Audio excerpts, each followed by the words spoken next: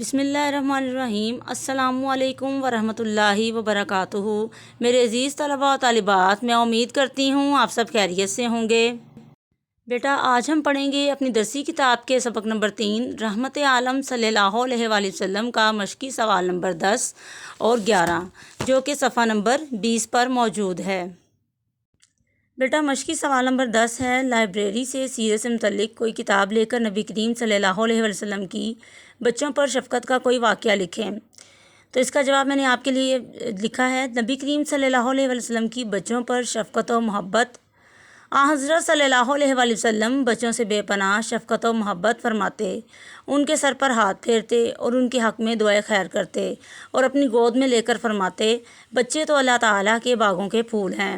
حتیٰ کہ حدیث سے یہ ثابت ہوتا ہے کہ جب کوئی چیز مثلاً موسمی پھل وغیرہ آپ صلی اللہ علیہ وسلم کی خدمت میں پیش کیا جاتا تو وہاں جو چھوٹے بچے موجود ہوتے پہلے ان کو دیتے پھر بڑوں کو دیتے تھے۔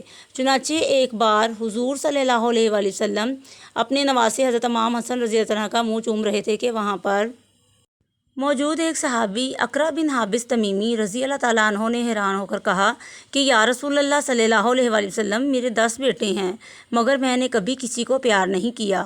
آپ صلی اللہ علیہ وآلہ وسلم نے فرمایا، جو رحم نہیں کرتا اس پر اللہ بھی رحم نہیں فرماتا۔ اس لیے ہمیں بھی حضور صلی اللہ علیہ وآلہ وسلم کی زندگی سے سبق حاصل کرنا چاہیے اور بچوں کے ساتھ پیار و محبت سے پیش آنا چاہیے۔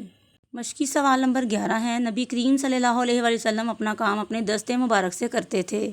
دستے مبارک یعنی کہ ہاتھ مبارک سے کرتے تھے۔ آپ اپنے کون کون سے کام اپنے ہاتھوں سے کرتے ہیں فہرست تیار کریں۔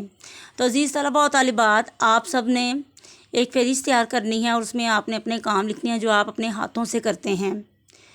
اس طرح آپ نے سوال نمبر 10 اور سوال نمبر 11 کو کاپی پر لکھنا ہے اور اچھے طریقے سے ذہن نشین بھی کرنا ہے۔ شکریہ۔ اوکے بیٹا، اللہ حافظ، فی امان اللہ۔